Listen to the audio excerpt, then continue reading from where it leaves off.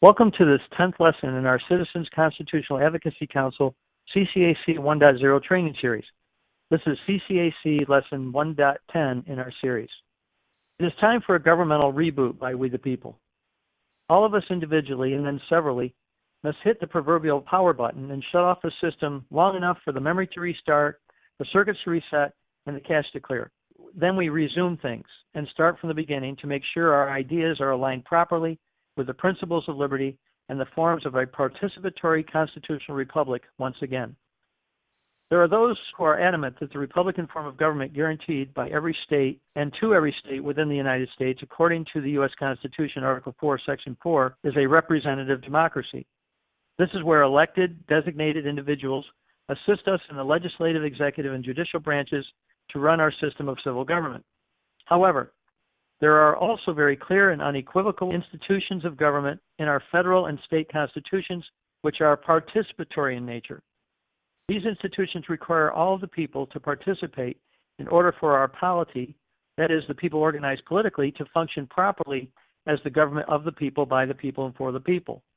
These institutions have laid dormant for way too long. The resulting consequences are that we are on the brink of serious social, political, and economic dislocation and destruction of our liberty and justice in America because of this dormancy. So we must begin anew to lay out our information for review. We must build up our ideas one line upon another, one concept on another one, and one principle added to another principle until we have a clear idea of how things need to be arranged before us. We must regain continuity of government of, by, and for the people in every community. Once we move in this direction, we can begin to regain our safety and security in every state and once again restore ourselves as one nation under God, indivisible, with liberty and justice for all. This reorientation may take a few weeks to lay out properly and adequately to result in real action. We need to individually commit ourselves to have the patience to work through this reorientation. Acting too quickly without proper knowledge will be worse than doing nothing. We will be acting from incorrect information, believing that we are prepared, but we'll do a right thing in a wrong way because of our willful ignorance and not stepping back and allowing ourselves to learn what we need to know. Let us make no mistake that those who wish to participate in this cause need to realize that we are going to be creating a movement that will have strong opposition. Those in political power will not give up their positions of authority and control. We must understand that we are going to be in a war of ideas, principles, policies, structures, forms, mechanisms, functions, and actions that will have very serious consequences politically, spiritually, morally, psychologically, socially, physically, and practically. This movement is about the future of this country. We realize that we are defending our society from insurrectionists and invaders who are enemies of America, but already on our shores. We have both foreign and domestic enemies who have already been engaged for decades, even centuries, to undermine and assimilate the government of the United States. We know who they are because they do their work hidden in plain sight.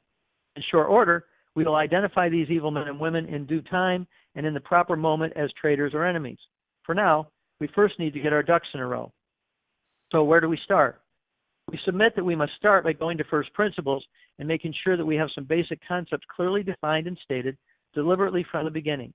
The first thing we need to ask ourselves individually is whether or not we have a fundamental understanding of the root of our liberty. Are we clear on why we have freedom and liberty as individuals and as people in the United States of America, forgetting for the moment the rest of the world? Let us ask these questions in another way. Where do our liberties come from? Do we obtain our freedom because the government gives it to us, or do we have freedom from a source that is independent of our government? What is the basis of our liberty? Where does basic liberty come from? In our next lesson, we will address these questions to see whether we properly know the answers. This completes the 10th lesson entitled CCAC 1.10. Thank you for listening to this 10th segment as part of our CCAC 1.0 series in our national orientation.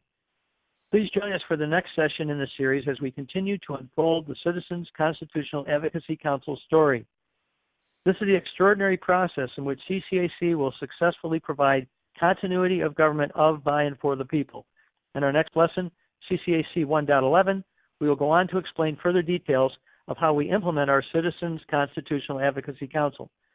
If you realize the necessity of revitalizing constitutional polity at the state and local level, please join this cause by going to www.ccac-us.com and registering for our official website. Take Pre-Quiz 1.0.